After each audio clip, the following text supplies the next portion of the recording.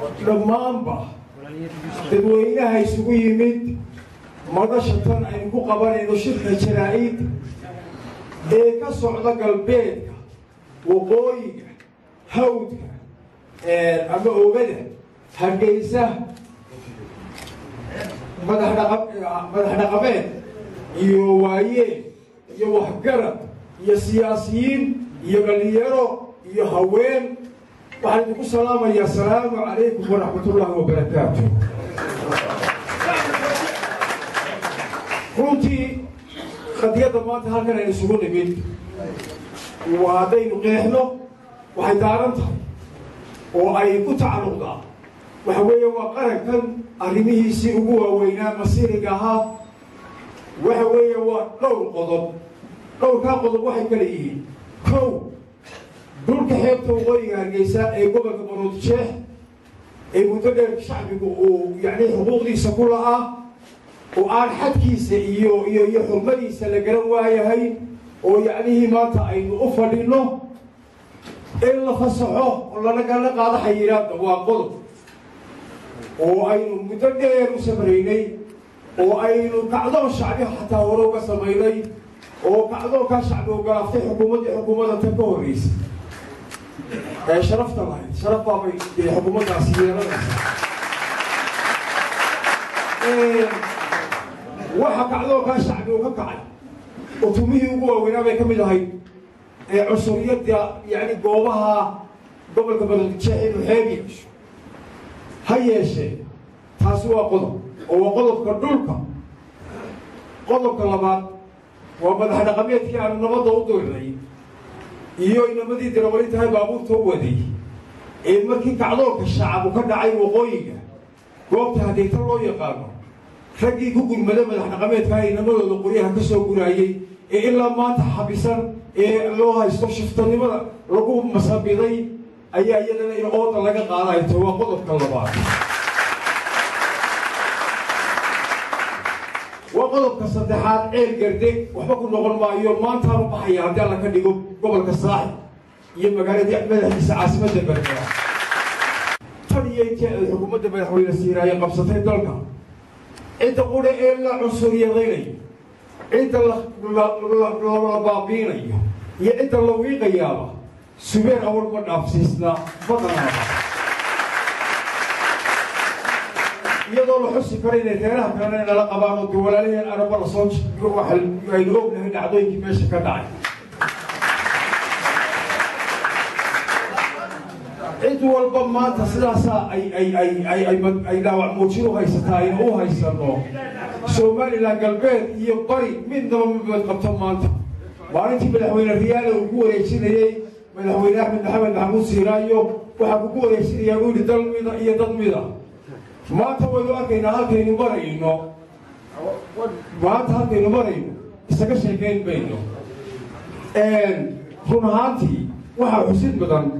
halka kan waxaynu ku caddaynaynaa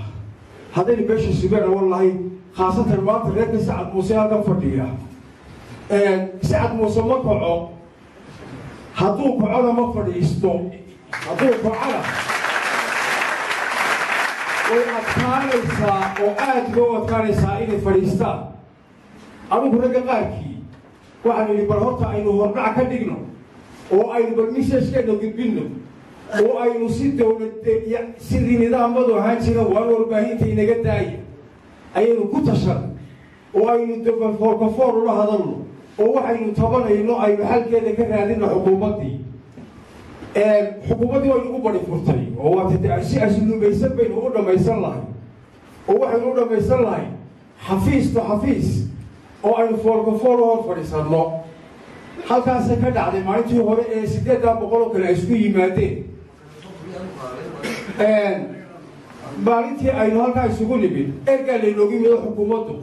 laakiinse barlamihii qaado labada qodob ahaa midda kamay soo bixine labadiiba waa inugu badi furtay.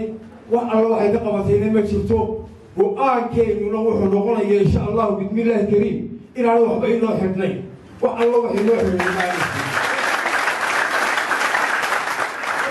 wadana steexa baynu u marnay sidii aynu ugu qancin lahayn wadana steexa baynu ugu garnaqsanaani maanta halka kan waxaynu ka caddaynaa kow haddii aynu beesha tan nahay oo aan madaxoodii ugu sarreeyey ahay madaxii guuda subeer wasdaakii guuda subeerawal waxaynu caddaynaynaa dadkaa aynu xeebta wada degno ee beelahaynu walaalaha nahay samaroon iyo ciise aynu abtiyaasha nahay ee aynu gacalka nahay inaanay wax dhibaato inaga dhexayn inaanay wax uutun inaga dhexaynin inaynu walaalo nahay inaynu uliyo diirkeed nahay ayaynu halkan ka caddaynaynaa waxaa kaloo caddaynaynaa dadka yacnihii maanta beesha tan ka dhashay ee loo yaqaano wejigu macaashka ama danaha khaaskaa leh waxa mar walba ay xukuumaddani sida qaalibka ah soo jireen u ahayd yacnihii ay ku soo sifowday oo ku caanbaxday in shirka aynu qabanno inagoo danaheena iyo rabitaanka deegaanadeenna iyo dadkeenna iyo qarankeenna ka hadlayna in lagaa daba hadashiiyo ku aan maqaamkaaga ahayn oo filibayna oo wax lagu soo sifto waa ka afeef dhigalinaayo kaasi inaga quseeyo dabadayo hadduu hadlana hadalkiisu waa waraabeen daraarcii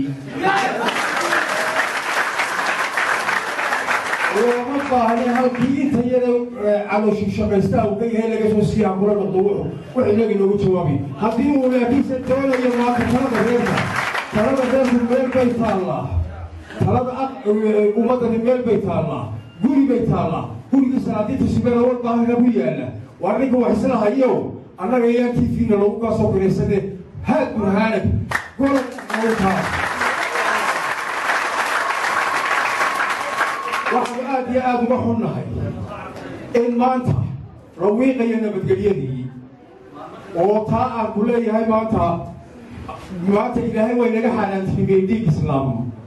tacsibaynu u diraynaa taliyihii qaybta gobolka saaxiil ee ku geeriyooday ee la dilay aad baa uga xunnahay qaranku ka baxay qaranka ayuu ka baxay inagu inoo shaqaynayey dalkuu shaqaynayey waxase nasiib darraa halka kan wufuud ba laga diraya iyadoo madaxdii ummaddu joogto oo dhaqankii ummaddu jarajar iyo broses kale leeyahay xukuumaddu mar walba waxay ku gabanaysaa in yada gacansaara la leedahay kuwaasina maaha qaar ka turjumaya oo masiiriya oo aniga yacni aan u xil saartayna ma aha ummadduna ay u xil saaratayna ma aha waxaa weeye hadday ceel garda tahay iyo hadday xeeb tahay labadaba dhaqdhaqaaqaa maanta go-aanka habara wal wuxuu yahay kow waa in si xorriyadoodii loo soo celiya madax dhaqameedka haddii la soo day waayana subax noolba iyo gabar dhacaba cuqdad iyo arami ayay shacbigii ku beenaysaa qadiyadda taasi waxay dan u tahay daqiiqaday dan u tahay waxay dan u tahay intay caga ku qaadatay dan u tahay in la soo daayo oo faraha laga qaada iyagay dan u tahay xukuumaddana nabaddu waa u dan riciyaddana waa u dan sharciga in la ilaaliyaa riciyaddana waa u dan xukuumaddana waa u dan haddaad sharcigii maanta aad laalaabteen oo sharcigii la ixtiraamay oo qodob dastooriyi ku soo aroorayo gobolka maroodijeex xuduudihiisu inay noqdaan sida qaranka kaleba yahay haddii aad ixtiraami weydaan sharcigu wuxuu dhigayaa hadday qodob noqoto qodoboka dastoorka ee 790 shacbigu codeeyey wuxuu dhigayaa xuduudaha gobollada iyo degmooyinku waa 6 district ee halkan 1960kii oo loo bedelayo gobollo xuduudihii degmooyinkaasi lahaayeen maxaa ka oray meeshayada kaashmiir ka dhigay maxaa kaashmiir ka dhigay waxa weeyaan ma noqonayso kaashmiiri ragna waa u maqan yahay waana xaajanaya rabbi leh waxaa halka kan shirarkii horena nagala soo qayb galay siyaasigan weynaanku cadaaga cabdilaahi gaaxnuug oo 1996 laga doortay goobaha iyo dhulka waxa weeye oo ay tahay xaaladdu waa taasi isinkari mayno dareeraha kale waa idinku qoslayay adaan haddii la yidhaha dhulkiina maabkiisi keena ma mitiraan laysku haystaa dee dhulkii o dhan baaba dhiqday maxaad maab inaga weydiinaysaa waxa weeye maabkiina idinkaa dawlad oo haysta balse waxa weeye shacbigani waxa ka go-an oo qodobada habara war maanta ka go-an oo aanu fiiro gaara u leenahay oo aanu u soo jeednaa deegaan hadday tahay iyo dad hadday tahayba الدير بانو أولينا هاي جيد قابلنا وقفولينا وانا نيقو أنت هاي إنتو كاسي الشرعي لوافد شيئا أو قضبا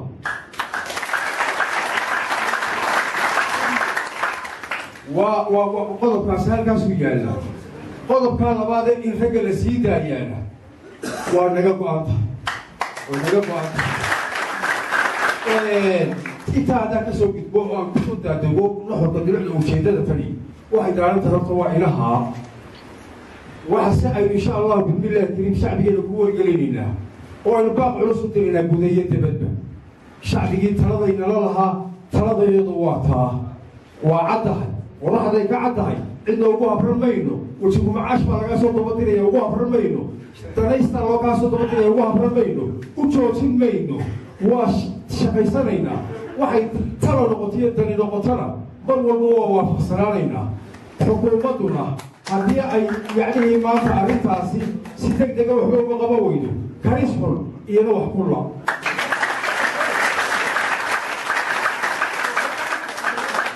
waxa ku soo ururinaya ku soo afmeeraya shacbigeena oo aan ilaahay looga baryaya abaara jira cunno waleena gelinaya عمي أبار اللي هم يسوق كنتري باي الله يسوق ما كنترو رحمتك خير قبل الله ينوش ترى سنة الله ينوافق كعدو كذا ما تقبل أبي حكومتي وربع إنه كل يدي شيء قديه هنا الله ينوافق شعبي الجودية دبت هلو كان سبوا ثلاث قضياش يهجرت هي سياسية هي سناديد ودمات عن السوداء مدحوا دي بقى حبيب مدح أمريكا سرسولة تابع مشتي تانا وإلوه قاسبا شرب واسعونيا دقدقاقيض واسعونيا يعني ما تقول يدير كيد بين الله من دنا يستاهل إنه ما مثلو قضية ديجان قضية دور قضية ضد من دنا إنه ما مثلو هكذا في الموضوع شاشرها إنه كداون دورنا كي أنت يدا الشباب قالوا له وصو شوي وعرف بقوية عرف لا منه أكتر دورنا وما يوصل waxay hore u ahayd maalin karoona ka hadlayay waxay wadinka tulaysanay baahane calooshiisa istaamxo madax dhaqameed ka noqdo waa muxuu ummadda u qaban ninka calooshiisu tali waay muxuu igu talin waana calooshooda loo taliyaa ninka naga daba hadlay ninka odhanaya odayaashii iyo waxgaradkii iyo sacad muuse iyo subaxa walba ninka odhanaya arrinbaa kaga daba dhufanaya war golaha kaalay baynu leenahay golaha noogu kaalayo bal lagu qanci waxaad sito wax lagu soo faray ما شقينيا كمان شقيني سالكا إيركو هذا ينوي من الصوت فيكم من أقولي ما ترى هون فديا وحوي أنا هون فديا يوم تدي دقيقها يوم حكرتكي يوم علمتي يوم ضياشي قفكي ما تروح دون ينوي كرديو نوكال وبالله التوفيق والسلام عليكم ورحمة الله.